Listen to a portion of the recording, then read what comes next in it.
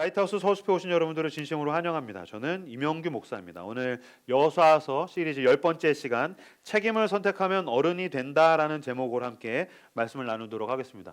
여호수아서 시리즈는 총 12번인데 오늘은 이제 10번째니까 얼마 안 남았죠. 끝까지 여호수아서를 통하여서 올해를 잘 마무리를 짓게 되기를 바랍니다. 좀 줄거리를 설명을 해주죠. 여호수아와 이스라엘이 이제 전쟁을 하는 가운데 여호수아서 12장까지는 이제 전쟁을 한 이야기가 나오고요. 오늘 14장을 나누었는데 13장부터는 땅에 대한 분배에 대한 이야기입니다. 그러니까 전쟁은 12장까지 해서 이제 끝났고요. 승승장구했습니다. 그 여리고성, 아이성, 그다음에 이제 기브온을 도와준 거 그때부터 파죽지세로 전쟁을 쭉 밀고 나가가지고 전쟁이 거의 다 끝났고요. 13장부터 이제 땅에 대한 분배에 대한 이야기가 나오고 오늘이 14장입니다. 근데 땅 분배에 대한 이야기를 하면서 이제 갈렙이 등장을 하거든요. 자, 여러분 생각해 보세요.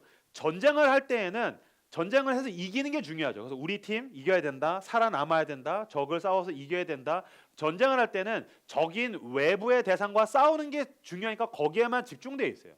그래서 이제 전쟁만 끝났으면 좋겠다, 전쟁이 끝나고 승리했으면 좋겠다라고 생각을 아주 단편적으로 하겠지만 전쟁을 하면 평화가 올까요? 아니죠. 그건 너무 낭만적인 생각이죠. 외부의 대상이 사라지면 그 갈등이 고스란히 내부로 오겠죠. 전쟁이 사라지면 이제 이 땅 전리품에 대해서 어떻게 분배하느냐의 싸움이 있겠죠.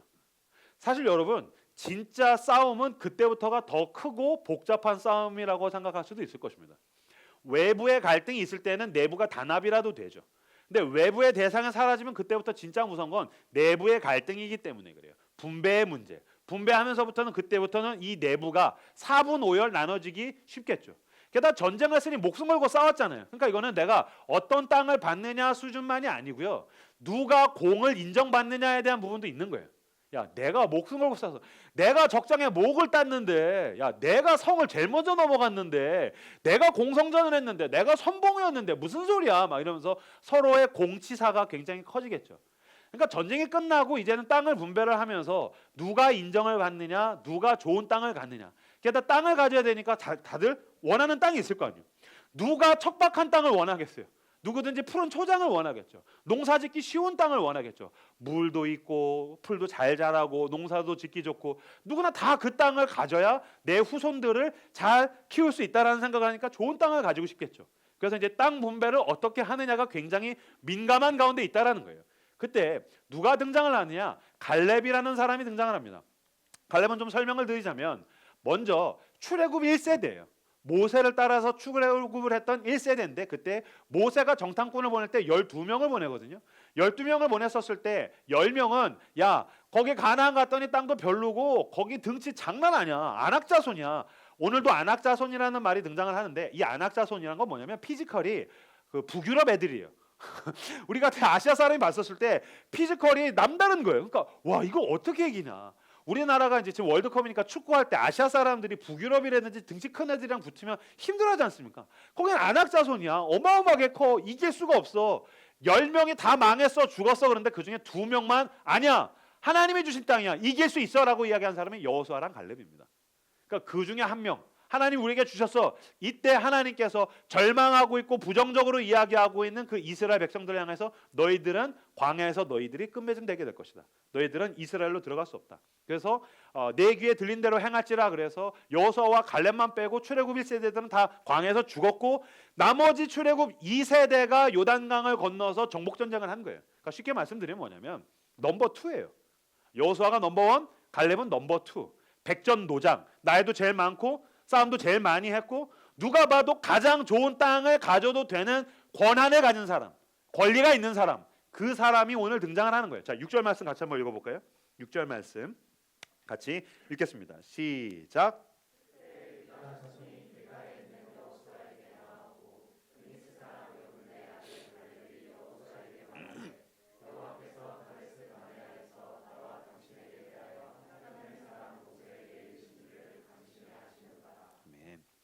유다 자손과 함께 갈렙이 등장을 하는 거예요. 전쟁이 끝나고 땅을 분배해야 되니까 지금 여기서는 뭐냐면 눈치 게임이에요. 누가 먼저 좋은 땅을 갖는다고 얘기를 할까? 내가 먼저 나설까? 누가 1순위지? 누가 2순위지? 아, 저놈이 내가 원하는 거 가진다 그러면 내가 어떤 핑계를 대야 되지? 야, 나도 자격이 있어. 아니면 공격을 해야 되나? 야, 그때 너 도망갔었잖아. 왜 청문회 하는 거 보면은 막 서로 엄청 막 물어뜯잖아요. 약점을 파고들고. 마찬가지로 그 전에는 우리가 전우였지만 이제는 땅 분배에 대해서는 눈치 게임을 하면서 내가 어떻게 하면 좋은 거를 가질 수 있을까라는 생각을 다들 머릿속으로 막 머리를 돌리고 있는데 그때 누가 등장했냐면 갈렙이 등장한 거예요. 그때 범상치 않은 기운을 가지고 백전노장에 딱 걸어오고 뒤에 유다 자손이 올 때 다들 저 양반이 1순위지. 저 양반이 0순위지. 그럼 난 밀렸네. 어떻게 하지? 같이 싸웠을 땐 갈렙 보면서 와, 내가 갈렙 같은 영웅이랑 싸울 수 있는 게 나에게 영광입니다. 막 그랬겠지만 이제 갈렙이 땅 분배에 대해서 제일 먼저 나설 때는 에이, 그 영감님 당신도 별 수 없구만. 당신도 내가 가지고 싶어하는 걸 가지려 하겠지.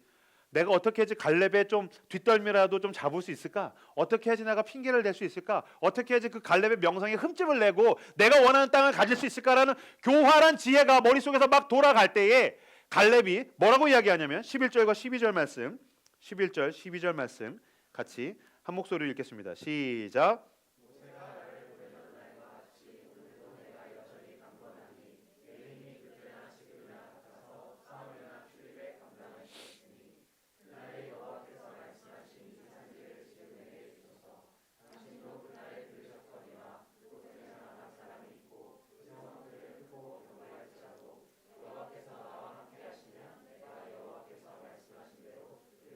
쫓아내리이다 하니 아멘.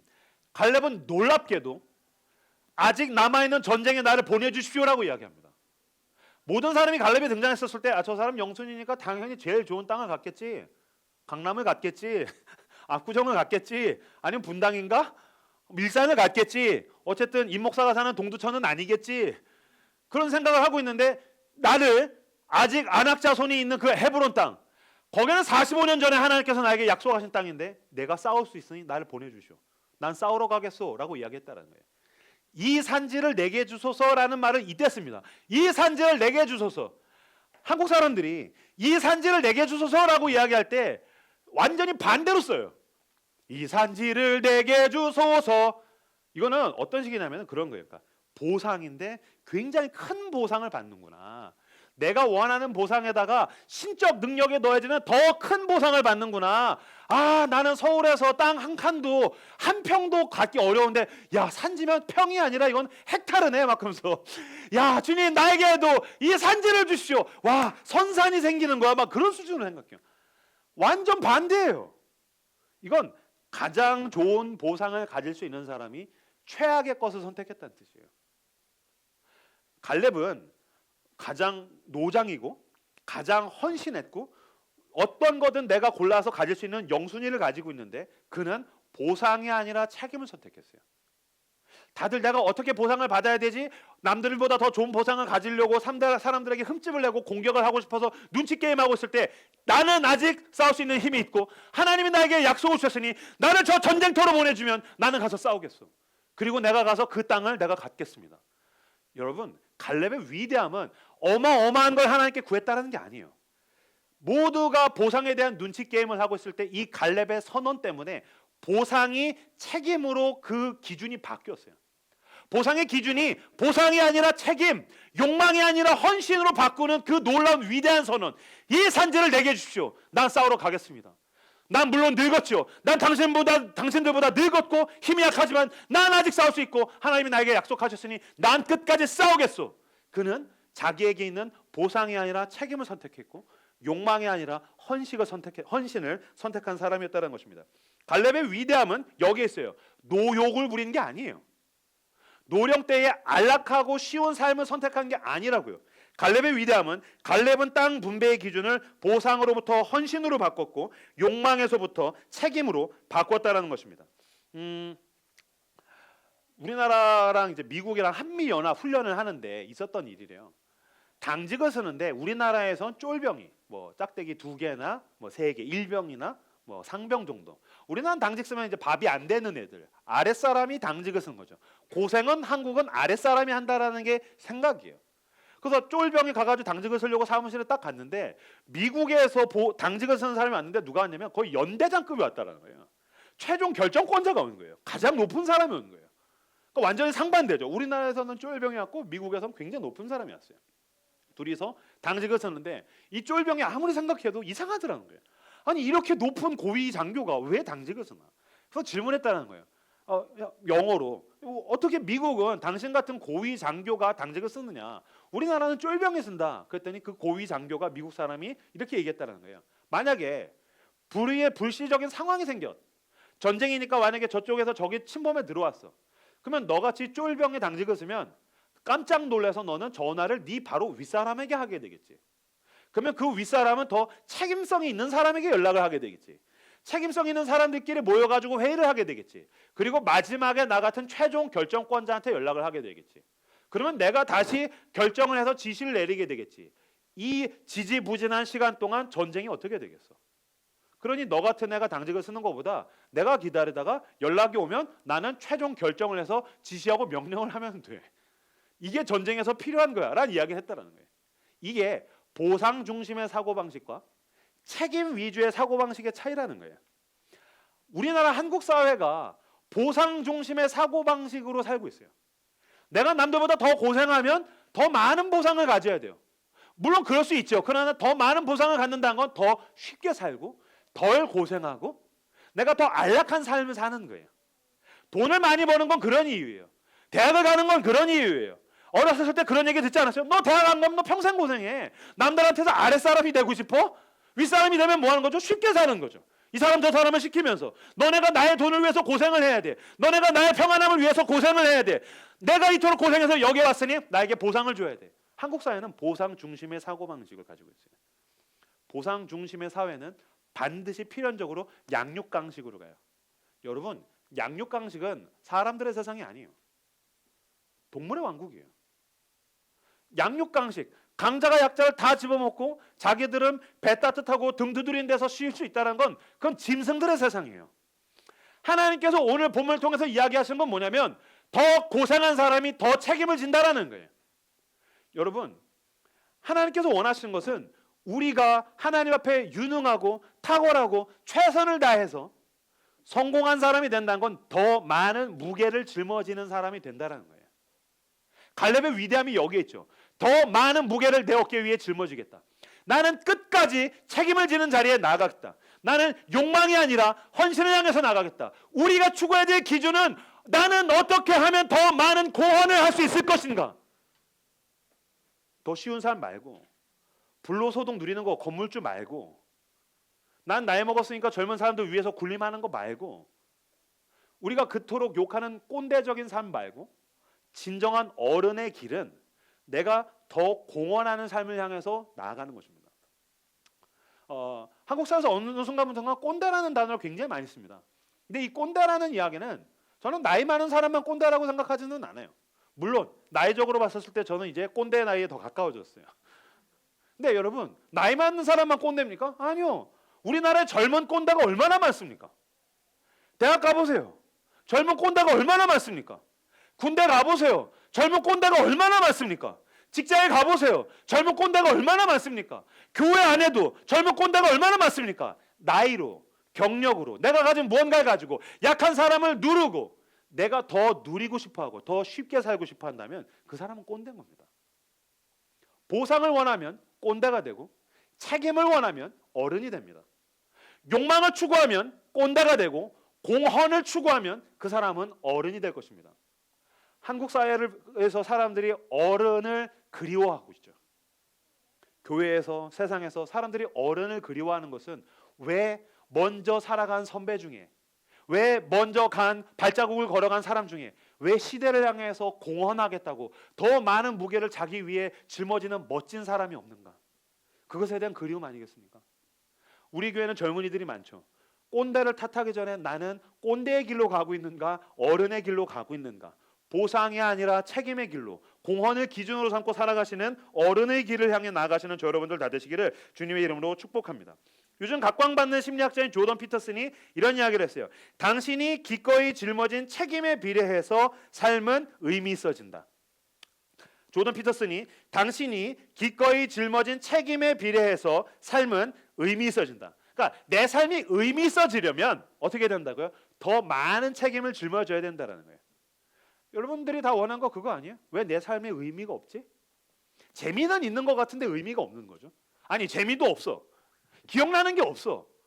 돈을 모아서 기껏 그 모은 돈을 가지고 여행을 가든 소비를 하든 실컷 쓰고 나면 남는 게 없는 거예요. 허무한 거예요. 내가 이러려고 술을 먹었나? 내가 이러려고 쇼핑을 했나? 내가 이러려고 사람들을 만났나? 내가 이러려고 돈을 모았나? 내 돈을 가지고 화끈하게 쓰고 나면 남는 의미가 없는 거예요. 그럼 난 이 세상에서 왜 사는 거지? 난 왜 열심히 일하는 거지? 나는 왜 살아남으려고 몸부림치는 거지? 생존에 치이고 비교에 치이고 도시에 치여서 고군분투하지만 남는 게 없죠. 왜 그러죠? 이기적인 욕망, 이기적인 삶, 그 다음에 내가 뭔가 추구하는 것 가운데 내가 짊어지지 않아도 될 그 책임을 짊어질 때 비로소 인생은 의미 있어지기 때문에 그래요. 그러니까 가벼워야 행복해지겠다는 건 세상에 하는 가장 큰 거짓말입니다. 가벼워야 행복해진다고요? 아니요. 무의미하게 돼요. 가벼우니까 그냥 부유하게 되는 거예요. 난 어디서 와서 어디로 가는지 모른 채 그냥 둥둥 떠서 먼지같이 떠다니다가 부유하다가 그냥 소멸되게 되겠죠. 당신의 어제, 당신의 오늘 부유하다가 사라지게 될 거예요. 더 많은 책임을 짊어지십시오. 분명히 내 삶 가운데 가고 가다 보면 1년이 지나고 5년이 지나고 10년이 지나면 내가 지나간 그 발자국 가운데 놀라운 의미들이 열매를 맺게 될 거예요. 세상은 모든 걸 집어 던지고 혼자 가볍게 살아라고 이야기할 때 하나님께서 원하시는 책임을 내 어깨 위에 짊어지고 의미 있는 삶을 향해서 걸어 나가시는 여러분들 다 되시기를 주님의 이름으로 축복합니다. 우리는 남존이라는 사람들입니다. 그 다니엘서에 보면 왕들이 나와요. 다니엘서에는 다니엘이 후반부에서는 이제 환상을 보는 예언을 하는 장면들이 나와요. 근데 이 다니엘이 본 환상에 대한 예언 이것에 대해서 두 가지로 생각을 하시면 돼요. 첫 번째, 어떤 제국들이 이후에 나올 것인지. 네 개의 제국에 대한 이야기를 합니다. 첫 번째 바벨론, 두 번째 페르시아, 세 번째 알렉산더 대왕의 그리스, 네 번째 로마. 이 순서대로 제국들이 세상을 통치하게 될 것이다라는 것을 하나님이 다니엘에게 환상으로 보여주세요. 두 번째는 그거예요. 얘네들이 서로의 대제국을 이루기 위해서 얼마나 박터지게 싸우는가에 대한 이야기를 해요. 다니엘서에서. 그래서 바벨론이 페르시아로 갈 때 얼마나 많은 사람들을 죽이면서 그 왕과 황제가 권력을 쥐려고 하는지, 페르시아가 무너지고 알렉산더의 그 그리스가 헬라 제국이 들어서면서 얼마나 많은 사람들을 동원해서 전쟁을 하고 죽이는지, 그리스가 물러나가고 로마가 득세를 하기 위해서 그 권력을 잡기 위해서 얼마나 더럽고 치사하고 교활한 전쟁과 권모술수와 사람들을 동원해서 죽이는지, 그 대단한 권력을 짊어진 대제국에 대한 이야기를 다니엘서에서 예언으로 보여주세요. 그 예언을 보여주신 이유가 어디에 있습니까? 그 시간들이 지나가고 나면 초라한 왕이 등장하게 될 것이다. 그 대제국의 끝에 하나님의 아들 예수 그리스도, 진정한 왕이 오신다라는 거예요. 세상에 있는 왕들은 자기의 권력을 동원해서 남들보다 더 큰 보상을 가지려고 사람들을 동원하고 고생시키고 죽여서 그렇게 왕권을 가져서 가지게 되는 게 뭐죠? 그 제국들이 바뀌어가면서 죄와 고통과 폭력이죠. 그런데 하나님의 아들 예수 그리스도가 오시죠. 이스라엘이라는 세계에서 가장 작은 나라에 가장 낮은 곳으로, 가장 불편하면서 가장 고생하면서 오세요. 별거 아닌 것 같다고요? 아니요. 당신은 누군가를 위해서 그렇게 낮아지고 고생하고 불편을 할 수가 있습니까? 근데 하나님의 아들이 그렇게 오셨어요. 그러면 그 정도 됐으면 아유, 하나님의 아들께서 많이 고생하셨네요. 됐습니다. 이 정도면 됐어요. 아니야. 하나님의 아들은 이 땅에 있는 불쌍하고 버림받고 소외받고 고통받는 사람들과 함께 지내십니다. 사랑하고 고쳐주시고 끌어안아주시고. 거기까지 했으면 아유, 하나님의 아들이 어떻게 여기까지 하셨습니까? 이 정도면 됐습니다. 예수 그리스도는 아니야 아직 남았어. 하나님의 아들은 어디까지 가십니까? 죽는 자리까지 가는 것입니다. 십자가는 무엇입니까? 죽는 자리까지 갔다라는 거예요. 여러분, 하나님의 아들, 왕 중의 왕이신 하나님의 나라를 시작하시고 완성하신 예수 그리스도에게 무슨 보상이 있습니까? 기독교는 보상에 대해서 이야기하고 있지 않아요. 기독교는 우리가 죽은 다음에 가는 그 영원한 나라에 대한 보상을 이야기하고 있지만 여기에서 그 어떠한 보상도 약속하고 있지 않다라고 봐야 돼요. 예수 그리스도에게 무슨 보상이 있어요? 예수 그리스도가 무슨 권력을 누렸어요? 예수 그리스도가 무엇을 수혜받았나요? 그는 다 주었어요. 그렇게 시작된 나라가 하나님의 나라입니다. 그러나 여러분, 예수 그리스도로부터 출발한 하나님의 나라는 지금까지 지속되고 있죠. 영원히 갈 것입니다. 이 땅 가운데 신음하고 고통받는 사람들을 살려내고 그들에게 영원한 보상을 약속하며 우리가 모두 함께 그리스도와 함께 십자가의 길을 통해서 구원받을 수 있도록 하나님의 나라는 그들을 영원한 생명 가운데로 인도하고 있습니다. 가짜 왕은 보상과 권력을 추구하지만 진정한 왕은 책임과 공헌을 추구했다는 거예요. 온 세상을 구원하신 그 공헌자 예수 그리스도를 쫓아서 공헌이 내 삶의 기준이 되시는 저 여러분들 다 되시기를 그리스도 이름으로 축복합니다. 빌립보서 2장 5절에서 11절 같이 한번 보실까요? 빌립보서 2장 5절에서 11절 말씀 같이 읽겠습니다. 읽겠습니다. 시작.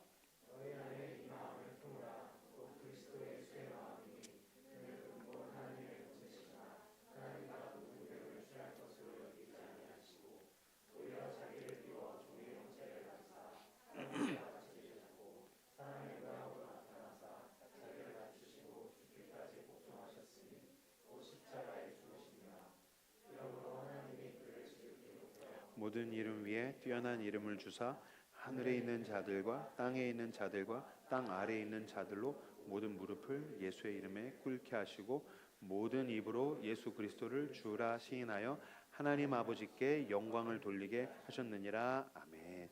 너희 안에 이 마음을 품으라. 그리스도 예수의 마음이니 진정한 왕, 왕 중의 왕.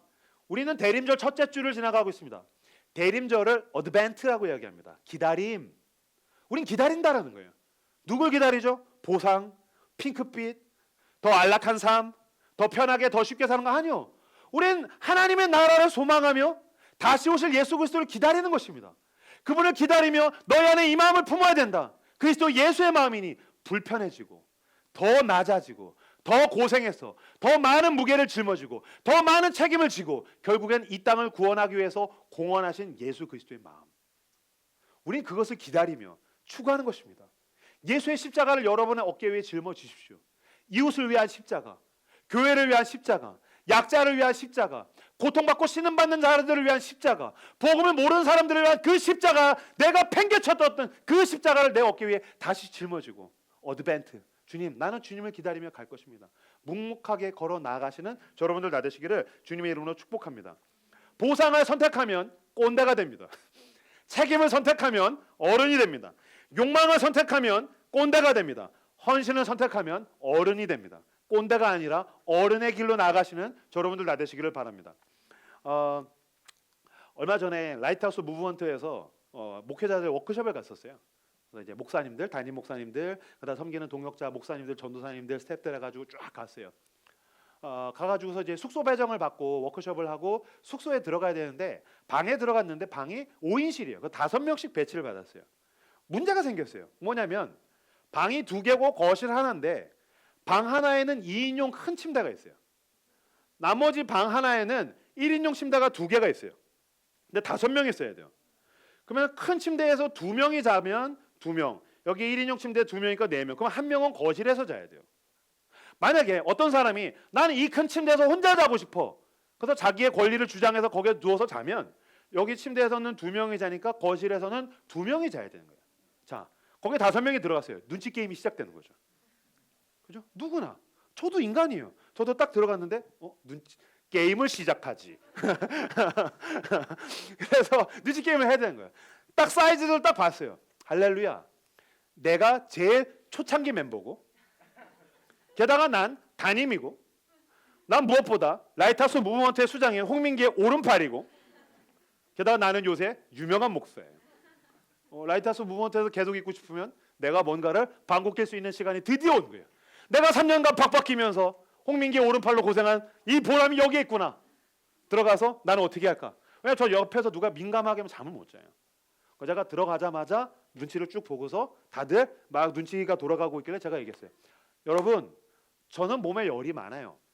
그래서 제가 거실에서 이 창문 옆에서 잘 테니까 여러분들 편하게 방을 배정하십시오. 평화가 왔어요. 모두에게 평화가 왔어요. 내가 딱 들어가자마자 나는 열이 많으니까 거실에서 내가 자겠습니다. 편하게 자십시오. 그런데 다만 지혜를 하나를 동원하자면 코를 고는 사람은 몰려서 자는 게 편하겠죠. 그랬더니 이제 부릉부릉 하는 사람들이 한 방에서 자고 나머지들이 나눠서 자고 제가 거실에서 잤어요. 내가 나의 이득을 선택하면서 평화가 오기를 구할 수 없습니다. 내가 나에게 달콤함을 추구하면서 우리 가운데 평화가 오기를 추구할 수 없습니다. 내가 나에게 있는 이득, 내 권리, 내 보상을 주장하면서 우리 가운데 평화가 오고 우리 가운데 하나님의 나라가 오기를 기다릴 수 없습니다. 내가 책임과 무게를 선택하면 우리 가운데 평화가 오고 내가 보상을 선택하면 우리 가운데 반드시 분쟁이 올 것입니다. 교회가 왜 갈라지죠? 고생했던 사람들이 보상을 추구하기 때문입니다. 왜 가족이 나중에 왼수가 될까요? 보상을 추구하는 사람들이 서로의 자격을 운운하면서 서로를 찢어내기 때문입니다. 왜 이 나라가 복음이 100년 전에 숨겨졌는데 사분오열돼 있을까요? 다들 자기에게 있는 보상만 이야기하지 나는 여전히 공헌하는 길로 가겠다. 책임지겠다. 내가 더 많은 무게를 짊어지겠다라는 정말 갈렙 같은 사람이 없기 때문입니다. 오늘 본문의 제일 마지막 구절 15절 말씀을 같이 읽겠습니다. 15절 말씀 같이 한 목소리로 15절 말씀을 읽겠습니다. 시작. 아르바는 아낙 사람 가운데에서 가장 큰 사람이었더라. 그리고 그 땅에 전쟁이 그쳤더라. 아멘. 저는 이 15절 마지막 구절이 너무 근사한 것 같아요. 그 땅에 전쟁이 그쳤더라. 아니죠. 만약에 갈렙이 보상을 요구했으면 2차전이 시작됐겠죠. 내부의 싸움. 그죠? 우리나라 역사 가운데도 그런 일이 얼마나 많습니까? 유럽의 역사 가운데 그런 일이 얼마나 많습니까? 나라를 통일해 놓으면 4분 5일 다 찢어나는 거죠. 라이트하우스 서울숲이라고 그런 일이 없겠어요? 도시 가운데 모델이 될 만한 대단한 교회를 세워놓고 그때부터 전쟁이 시작되더라. 방배동에 있었던 사람들과 서울숲에 진입했던 사람들이 막 싸우기 시작하더라.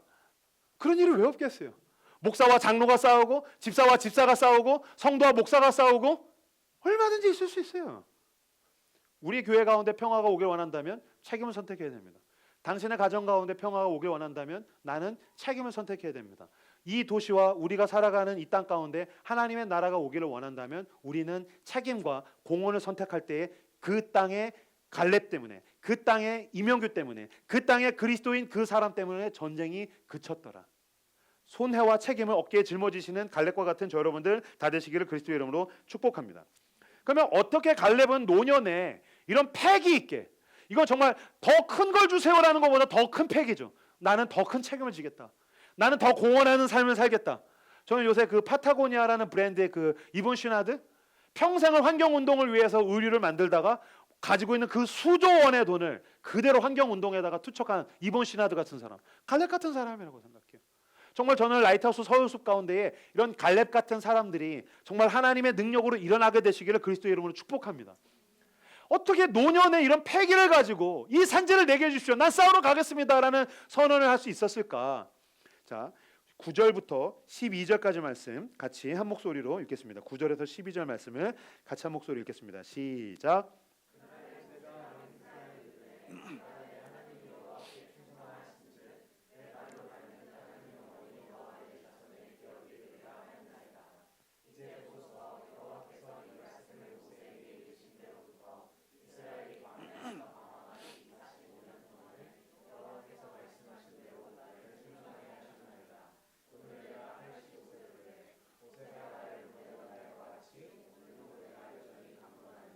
내 힘이 그때나 지금이나 같아서 싸움에나 출입에 감당할 수 있으니 그날에 여호와께서 말씀하신 이 산지를 지금 내게 주소서.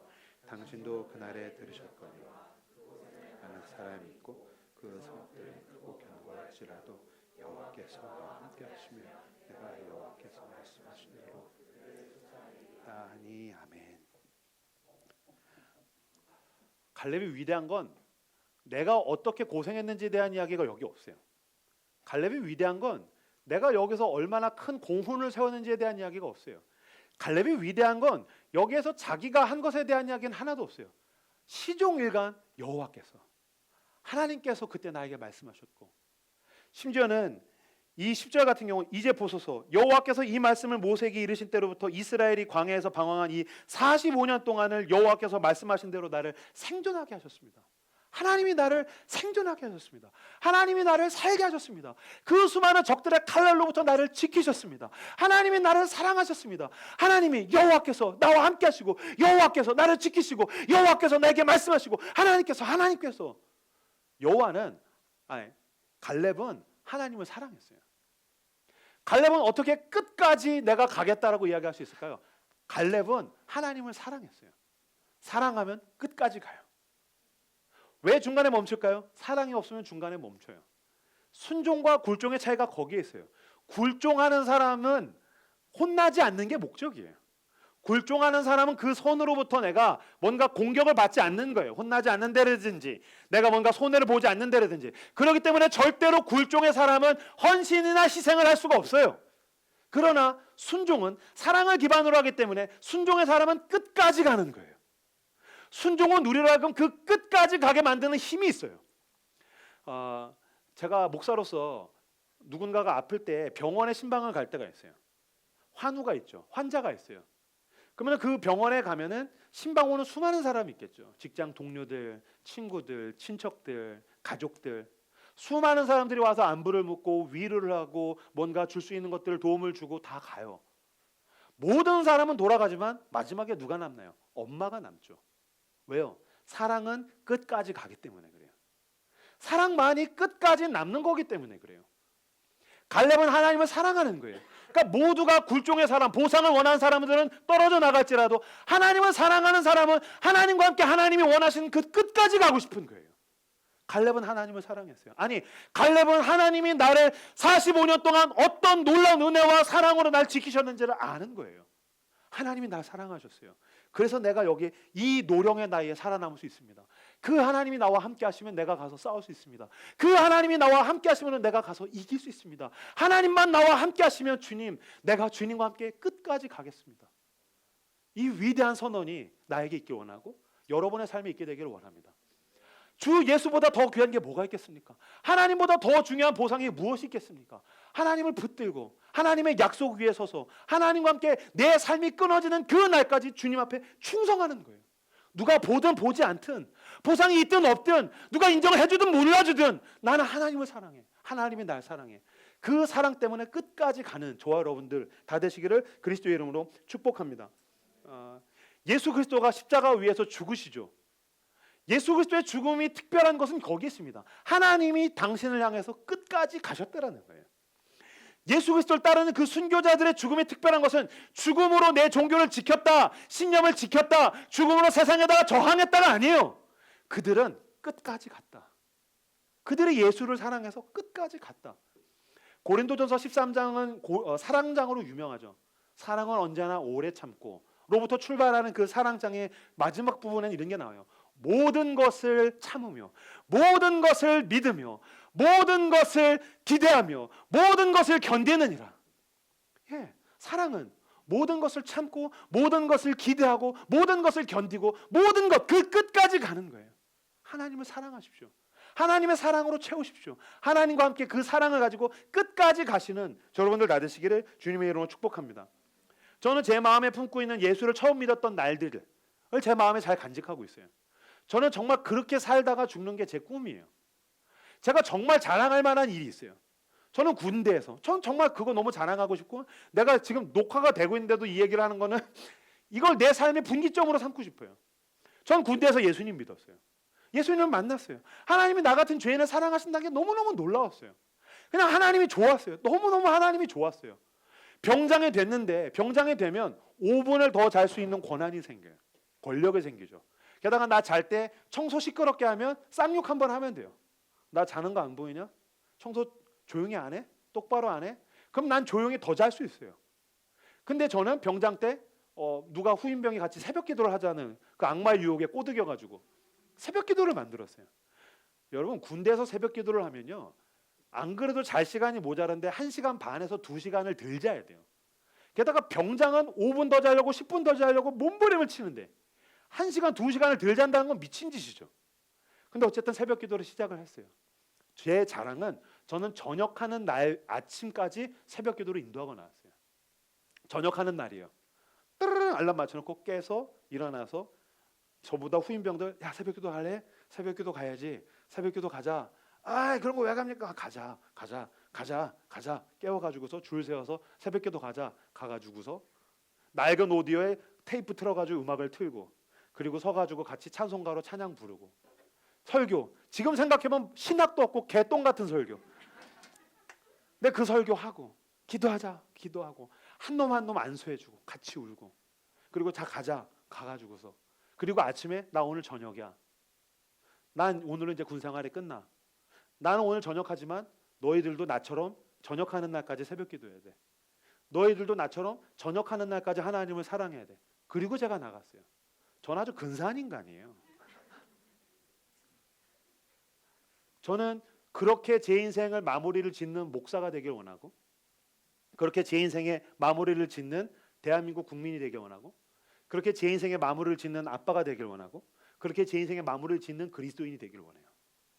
보상이 아니라 책임으로, 욕망이 아니라 공헌을 향해서 하나님을 사랑하기 때문에 세상 모든 사람이 등 돌려도 끝까지 가는 사람. 그런 삶을 살다가 내 생명을 다하고 죽어서 영원한 하나님의 나라를 향해서 걸어 나가시는 여러분들 다 되시기를 주님의 이름으로 축복합니다. 반주해 주시겠어요?